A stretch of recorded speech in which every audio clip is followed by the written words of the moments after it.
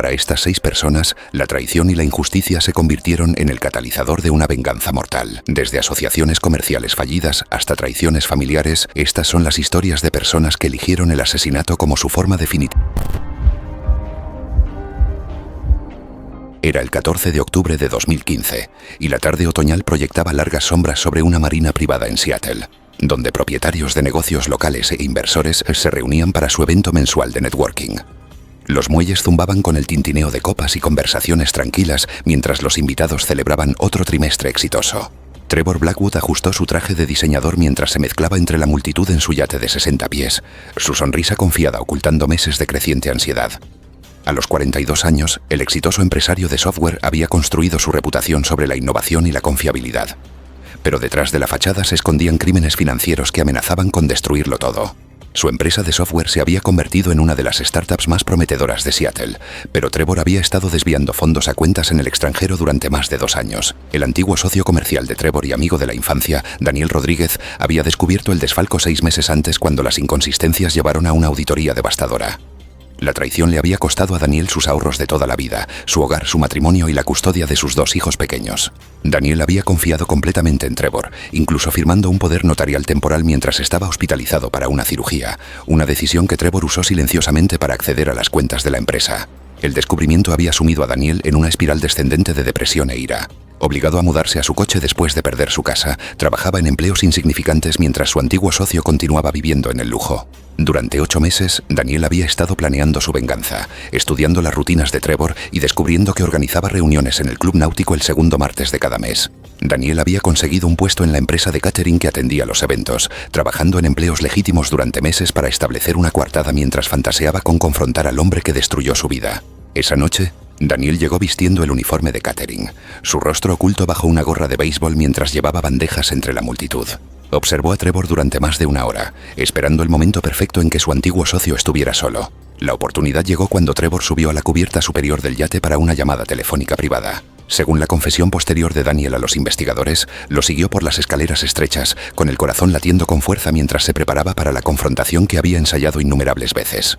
Cuando Trevor terminó su llamada y se dio la vuelta, el shock del reconocimiento fue inmediato. Daniel reveló extractos bancarios y registros de transferencias que probaban la magnitud de los crímenes financieros de Trevor. La sorpresa de Trevor rápidamente se convirtió en arrogancia mientras desestimaba las acusaciones de Daniel y amenazaba con arrestarlo por allanamiento. La respuesta insensible desencadenó algo primitivo en Daniel, quien se lanzó contra su antiguo amigo con años de ira contenida. Los 2 hombres lucharon violentamente cerca de la barandilla del yate, su pelea oculta de los invitados a la fiesta abajo.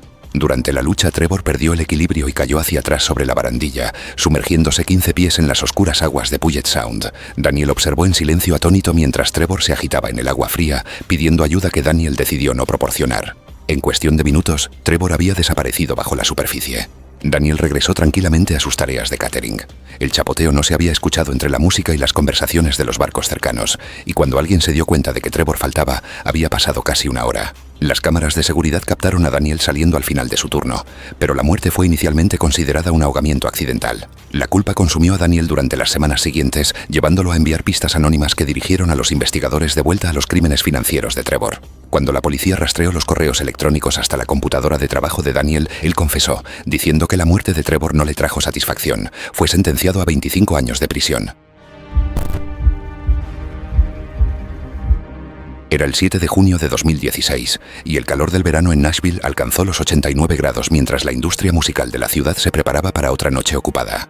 En el próspero vecindario de Belmead, las extensas casas se encontraban tranquilas detrás de céspedes bien cuidados y portones de hierro forjado.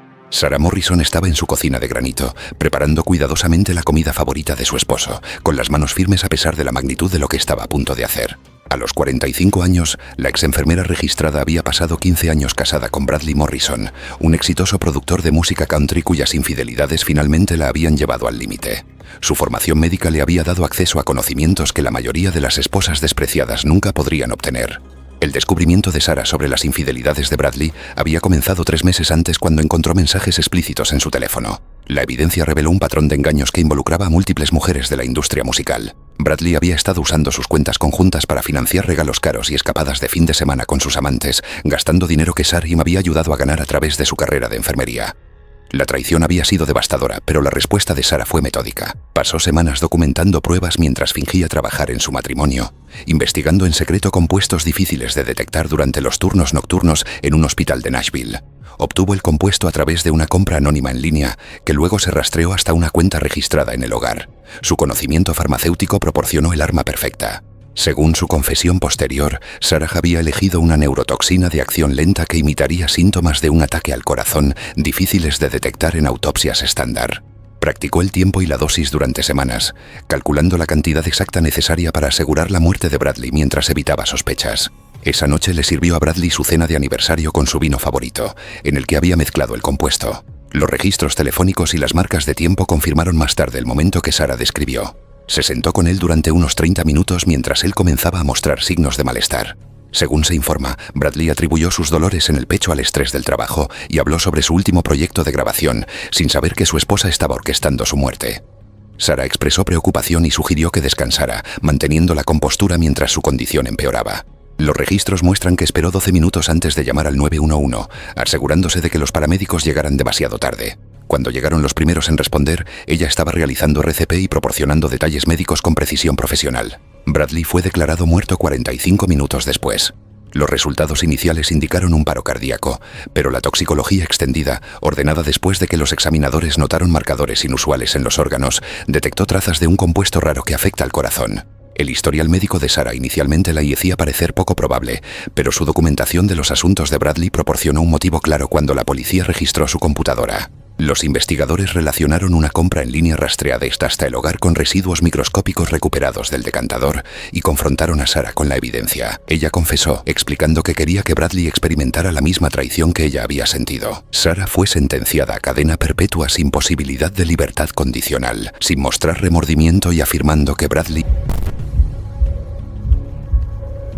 Era el 18 de marzo de 2014, y el sol de la tarde de primavera golpeaba el asfalto del estacionamiento de una escuela secundaria en Phoenix, donde la temperatura ya había alcanzado 95 grados. El extenso campus estaba vacío, excepto por algunos coches pertenecientes a profesores y estudiantes que asistían a las actividades extracurriculares, creando el escenario perfecto para una confrontación que se había estado gestando durante más de 2 años. Nathan Williams estaba sentado en su destartalado Honda Civic, observando la entrada principal de la escuela a través de gafas de sol oscuras mientras esperaba que apareciera su objetivo. A los 16 años, el tranquilo estudiante de segundo año había soportado el acoso implacable de Kyle Henderson, un popular estudiante de último año cuyo tormento había escalado de abuso verbal a violencia física y humillación pública. Las calificaciones de Nathan habían sufrido, su vida social había desaparecido y su salud mental se había deteriorado hasta el punto en que la venganza parecía su única opción. La campaña de acoso de Kyle había comenzado durante el primer año de Nathan, empezando con insultos antes de evolucionar a un hostigamiento serio. Kyle había reclutado a otros estudiantes para participar, creando videos de Nathan siendo empujado y humillado que se publicaron en redes sociales para que toda la escuela los viera. La tortura psicológica había sido sistemática y cruel, diseñada para aislar completamente a Nathan de sus compañeros. Los padres de Nathan habían contactado repetidamente a los administradores de la escuela, pero sus quejas fueron desestimadas o resultaron en intervenciones ineficaces que solo empeoraron el comportamiento de Kyle. Las políticas antiacoso de la escuela existían en papel, pero rara vez se aplicaban, dejando a los estudiantes vulnerables a valerse por sí mismos. El fracaso del sistema había empujado a Nathan hacia pensamientos cada vez más oscuros sobre la venganza. Durante los últimos 6 meses, Nathan había reunido silenciosamente piezas y armado un dispositivo explosivo improvisado crudo, un arma que los investigadores describieron más tarde en términos forenses vagos. Había ensayado el momento y ajustado el plan a los ritmos de la escuela.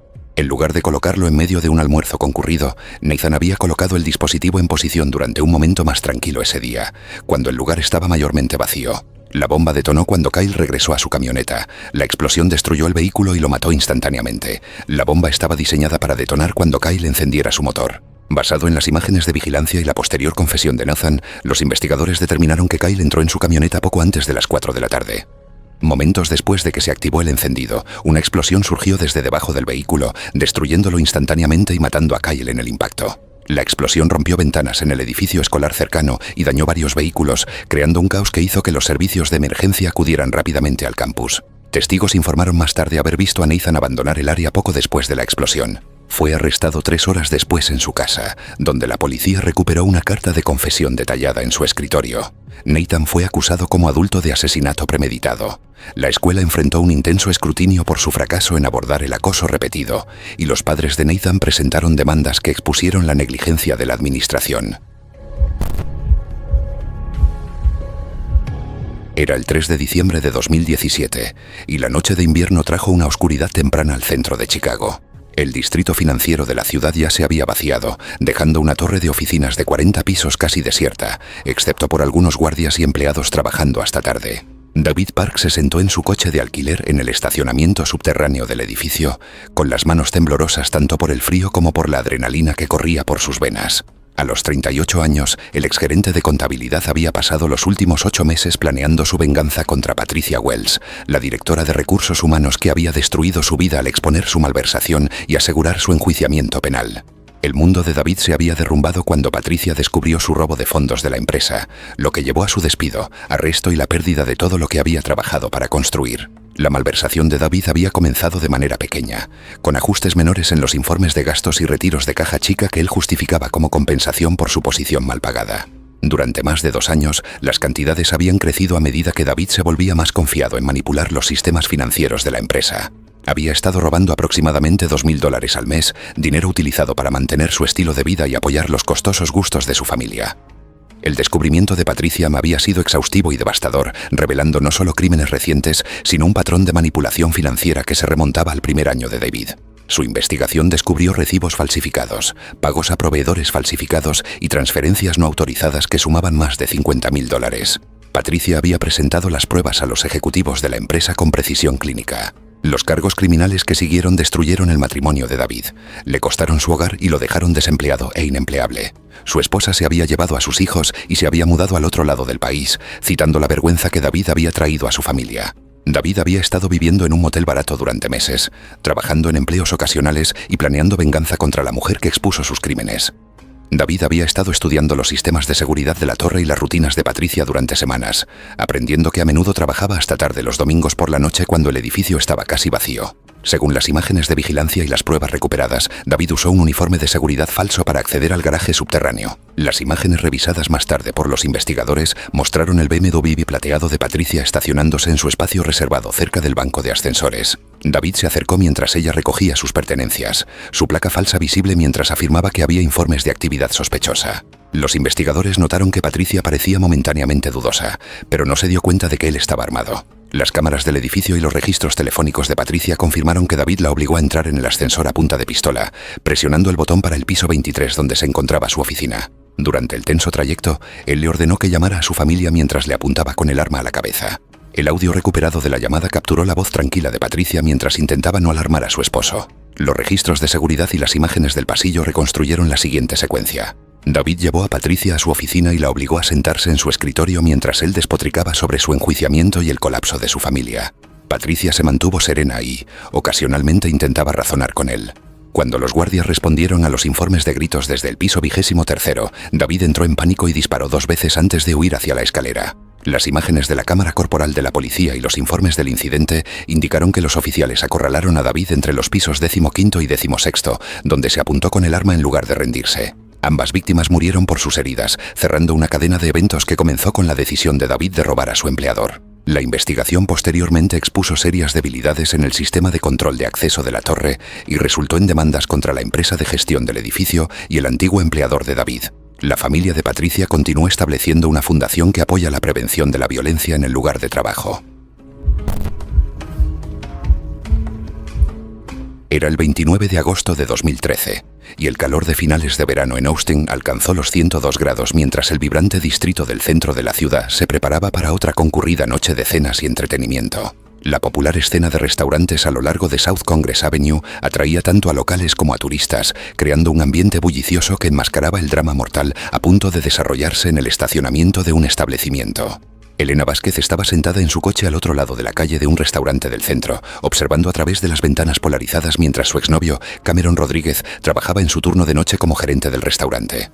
A los 27 años, Elena había estado consumida por pensamientos de venganza durante los 6 meses desde que descubrió la aventura de Cameron con su hermana menor, María, una traición que había destruido no solo su relación de 3 años, sino también su relación con su familia. El descubrimiento había sumido a Elena en una espiral de depresión e ira que la terapia no había logrado abordar. La aventura de Cameron con María había continuado durante más de un año antes de que Elena la descubriera. Según declaraciones posteriores de la familia, los dos se habían encontrado frecuentemente en el apartamento de Elena mientras ella trabajaba en sus turnos de enfermería. Los miembros de la familia dijeron a los investigadores que la confrontación que siguió fue acalorada y llevó a una ruptura permanente dentro del hogar. Después del descubrimiento, Elena se distanció tanto de su pareja como de su familia.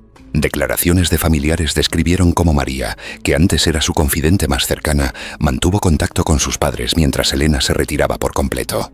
Cuando María anunció más tarde su embarazo con el hijo de Cameron, los registros familiares muestran que sus padres eligieron apoyarla, dejando a Elena aislada. Los registros judiciales muestran que Elena había estado viendo a un terapeuta y se le recetaron antidepresivos durante ese periodo. Los recibos de compra y los registros de práctica confirman que compró legalmente un revólver calibre 38 y practicó en un campo de tiro local durante varias semanas.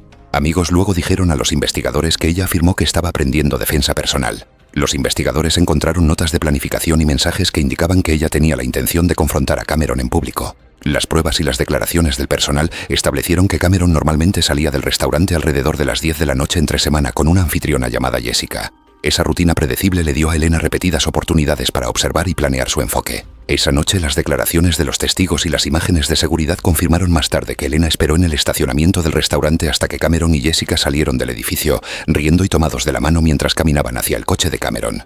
Elena se acercó a ellos con el revólver oculto en su bolso. Las imágenes mostraron que dio un paso adelante y sacó el arma momentos después. Cameron pareció notar su presencia y se colocó frente a Jessica cuando comenzó la confrontación. Elena disparó 6 veces, alcanzando a Cameron 4 veces en el torso. Jessica gritó, y los clientes cercanos se cubrieron detrás de los coches estacionados. Cuando el arma se quedó sin balas, Elena la colocó en el suelo y se sentó en la acera, permaneciendo allí hasta que la policía llegó minutos después. Fue arrestada sin resistencia y luego se declaró culpable de asesinato en primer grado, expresando remordimiento por el asesinato pero afirmando en el tribunal que la ira por la traición había impulsado sus acciones. Jessica requirió terapia extensa para lidiar con el trauma de presenciar el tiroteo, mientras que la familia de Elena se vio aún más destrozada por la revelación de que la aventura de María había llevado al asesinato. Elena fue sentenciada a cadena perpetua, donde continúa cumpliendo su condena mientras la familia de Cameron lucha por entender cómo una disputa de relación pudo haber escalado a una violencia tan mortal. El restaurante donde trabajaba Cameron instaló una placa conmemorativa en su honor e implementó nuevas medidas de seguridad para proteger a su personal de incidentes similares. Era el 11 de febrero de 2018, y la nieve invernal en Denver había creado condiciones de manejo peligrosas en toda la ciudad, con hielo negro cubriendo las carreteras donde Emma Williams, de 8 años, había sido atropellada y muerta 6 meses antes. La intersección de la calle Maple y la avenida Quince se había convertido en un santuario de flores y ositos de peluche, un recordatorio constante para Robert Williams de la hija que había perdido y la justicia que se le había negado. Robert estaba sentado en su camioneta afuera de la taberna de Murphy, mirando a través del parabrisas empañado mientras Jonathan Pierce celebraba su 34º cumpleaños con amigos dentro del bar tenuemente iluminado. A los 41 años, el padre afligido había pasado cada día desde la muerte de su hija planeando este momento. El testimonio en la corte y las evaluaciones psicológicas describieron más tarde a Robert como obsesionado con la injusticia percibida de la indulgente sentencia de 18 meses que Jonathan había recibido por el accidente de atropello y fuga que había destruido el mundo de Robert. Los registros judiciales muestran que los cargos fueron reducidos después de que los abogados defensores argumentaron que el alcoholismo de Pierce requería tratamiento en lugar de encarcelamiento. Informes policiales y declaraciones de testigos confirmaron más tarde que el BMW de Pierce golpeó a Emma mientras cruzaba Maple Street un martes por la mañana cuando caminaba hacia la escuela por su ruta habitual, un camino que había tomado de manera segura cientos de veces antes. Jonathan había estado conduciendo a casa después de una noche de bebida cuando su vehículo golpeó a Emma a 45 millas por hora, lanzando su pequeño cuerpo a 30 pies contra una cerca de alambre. Robert había estado caminando detrás de Emma, planeando sorprenderla con una visita para almorzar en la escuela, y observó impotente cómo su hija moría en sus brazos mientras Jonathan huía del lugar. La investigación había identificado rápidamente a Jonathan a través de las descripciones de testigos y los daños en su vehículo, pero la riqueza y las conexiones de su familia habían influido en todos los aspectos de su enjuiciamiento. Jonathan cumplió solo 14 meses en una instalación de mínima seguridad que se parecía más a un club de campo que a una prisión. Robert había asistido a cada audiencia judicial, observando con incredulidad cómo el sistema de justicia fallaba a su hija. El matrimonio de Robert se había derrumbado bajo el peso del dolor y la ira, con su esposa, Sarah, incapaz de lidiar con su obsesión por la venganza y su caída en el alcoholismo. Ella se había mudado a California con su hijo sobreviviente, dejando a Robert solo en la casa donde el dormitorio de Emma permanecía exactamente como ella lo había dejado. Robert había perdido su trabajo como capataz de construcción debido a su bebida y comportamiento errático, pasando sus días investigando las actividades de Jonathan y planeando su venganza. Los investigadores encontraron más tarde notas de vigilancia y registros telefónicos que confirmaban que había seguido los movimientos de Pierce durante semanas antes del asesinato, aprendiendo sus rutinas y esperando la oportunidad perfecta para confrontarlo. Jonathan había regresado a su estilo de vida anterior de beber en exceso y salir de fiesta después de su liberación de prisión, sin mostrar aparente remordimiento por la muerte de Emma. Esa noche, Robert esperó en el estacionamiento de la taberna hasta que Jonathan salió solo, tambaleándose ligeramente por el alcohol que había consumido durante la celebración de su cumpleaños. Robert se le acercó con una palanca oculta detrás de su espalda, su corazón latiendo con fuerza mientras se preparaba para vengar la muerte de su hija. Cuando Jonathan vio a Robert acercarse, no mostró reconocimiento ni preocupación, tratando el encuentro como un inconveniente menor. Robert confrontó a Jonathan sobre la muerte de Emma, mostrándole fotos del funeral de su hija y describiendo el impacto de su pérdida en su familia. Según la confesión posterior de Robert, Pierce desestimó sus acusaciones y le dijo que siguiera adelante, lo que desencadenó el asalto. Testigos en vehículos cercanos informaron haber escuchado gritos momentos antes de que comenzara el asalto. Robert comenzó a golpear a Jonathan con la palanca mientras gritaba el nombre de su hija. Robert continuó el asalto mucho después de que Jonathan dejara de moverse, su dolor y rabia desbordándose en un frenesí de violencia que dejó el cuerpo de Jonathan apenas reconocible. Cuando finalmente se calmó su ira, Robert se sentó junto al cuerpo y llamó al 911, confesando el asesinato mientras esperaba que llegara la policía. Robert fue sentenciado a 15 años de prisión, con el juez reconociendo las circunstancias emocionales que llevaron al crimen mientras condenaba la justicia por mano propia. El caso dividió la opinión pública, con muchos simpatizando con el dolor de Robert, mientras que otros condenaron su decisión de tomar la ley en sus propias manos. La historia de Emma se convirtió en un punto de referencia para leyes más estrictas contra conducir ebrio y la defensa de los derechos de las víctimas, asegurando que su muerte no sería olvidada. Gracias por ver. Haz clic en el siguiente video para descubrir más historias impactantes sobre cuando la venganza se vuelve mortal.